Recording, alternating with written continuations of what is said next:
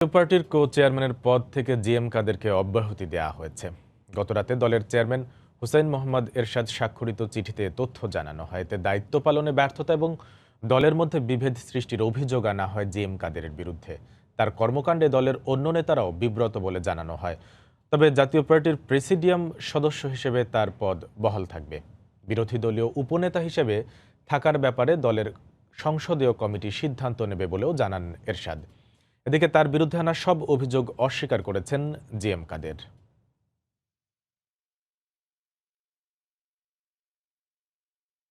গতকাল পর্যন্ত উনি আমাকে বলছেন উনি মারা যাবে এবং তারপরে পার্টি যেন আমি ভালো মতো চালাই এই সমস্ত কথা উনি জানতে পারছেন। কিছু বুঝলাম না কিভাবে পার্টির দিয়েছে।